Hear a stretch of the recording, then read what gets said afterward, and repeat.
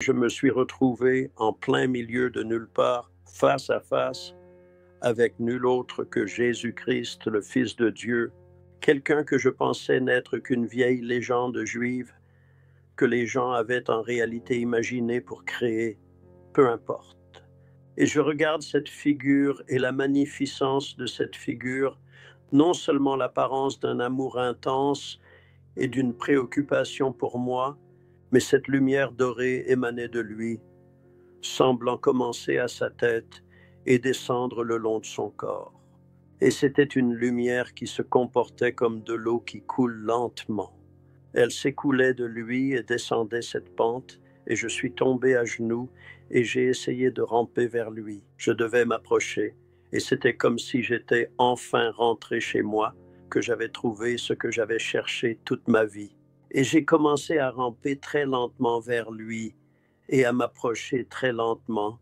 Et puis ses yeux ont croisé les miens, et quand j'ai regardé profondément dans ses yeux gris, verts et bleus, mystérieux et captivants, j'étais perdu dans l'amour de l'éternité. Cette personne magnifique me connaissait aussi, mais il était un être d'amour et de pardon et désirait me connaître mieux. Et pendant une fraction de seconde, Randy, tu as probablement vécu cela aussi, bien que mon intellect sache mieux. C'était comme si, lorsque mes yeux ont rencontré les siens, j'étais le seul dans la création, le seul qui l'ait jamais créé. Il me connaissait aussi intimement et m'aimait aussi profondément. Et c'était un moment inoubliable, un instant gravé dans ma mémoire où j'ai su, sans l'ombre d'un doute, dès cet instant précis, que quoi qu'il m'arrive dans la vie, dans les bons comme dans les mauvais moments, je lui appartenais pour toujours. Ce sentiment d'appartenance était si fort, si puissant, qu'il transcendait le temps et l'espace, me liant à elle d'une manière indéfectible, comme si nos âmes étaient destinées à être ensemble pour l'éternité, pour toujours. Mais je voulais juste être près de lui. Et j'ai essayé de ramper plus près de lui, et deux gardiens sont apparus à côté de moi et m'ont retenu. Je me suis libéré et j'ai continué à grimper vers lui, et soudain il a levé sa main droite. Et il n'y avait aucun doute sur ce que signifiait ce geste. Il souriait toujours d'une manière douce, mais c'était un ordre clair de s'arrêter, et je me souviens du sentiment en moi de ne pas être autorisé à m'approcher. Et j'ai attendu, je ne sais pas, j'ai attendu, je suppose, si je respirais, mais j'étais complètement enveloppé dans l'amour de ses yeux. Et puis je suppose que j'ai dû faire un ou deux pas de plus, ou ramper sur mes genoux, et j'ai entendu tout d'un coup, il a levé sa main encore plus haut. Et Randy, et quand il a levé sa main, son manteau est juste tombé en arrière et j'ai vu les marques de la crucifixion. Et puis il m'a regardé très intensément et il a commencé à me parler longuement. Et les gens me demandent vraiment comment était exactement sa voix. Comment je tente de le faire, mais comment puis-je être précis? Mais soudain, j'ai entendu sa voix et avec lui, contrairement aux anges, qui communiquaient plus par télépathie, pas télépathie, mais une sorte de communication mentale, le visage de Jésus bougeait comme le ferait le tien ou le mien en parlant l'un à l'autre. Et puis j'ai certainement entendu la voix du Fils de Dieu. Et cela m'a stupéfié qu'il connaisse mon nom. Il me connaissait. Et il m'a regardé avec le plus doux et très charmant des sourires, les mains toujours levées, signifiant de ne pas vraiment avancer.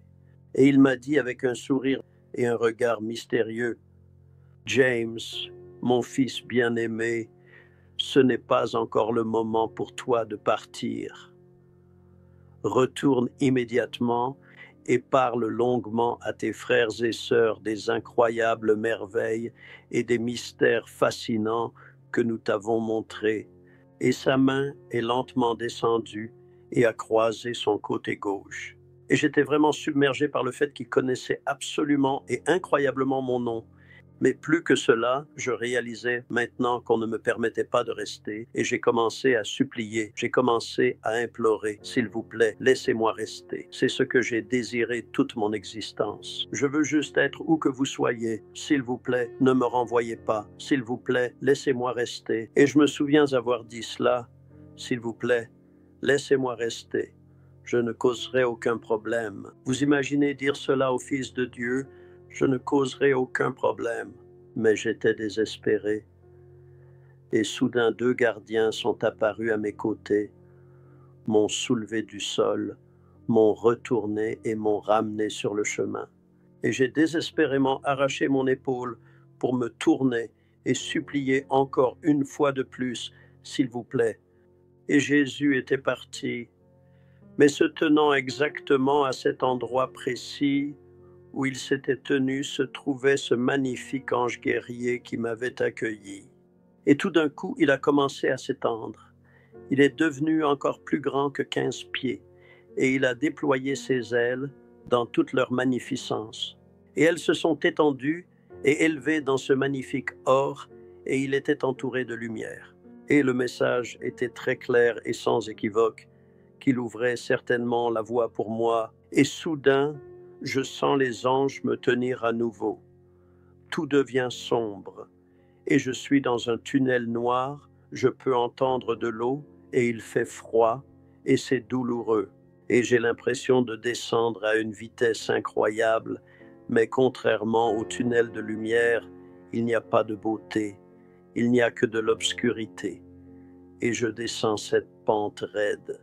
Et soudain, je suppose qu'ils me disent que j'ai fait une peur bleue aux infirmières parce que j'avais été, bien sûr, trié, et ils avaient dit à ma femme qu'il n'y avait aucun espoir que je revienne, qu'il n'y avait aucun signe cérébral, aucun signe de rêve, aucun signe d'hallucination, rien.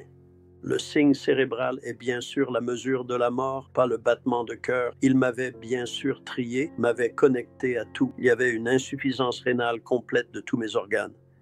Et les médecins avaient dit à Lorraine qu'ils me garderaient jusqu'à ce que nos enfants arrivent pour dire au revoir, puis ils recommanderaient qu'elle débranche les appareils.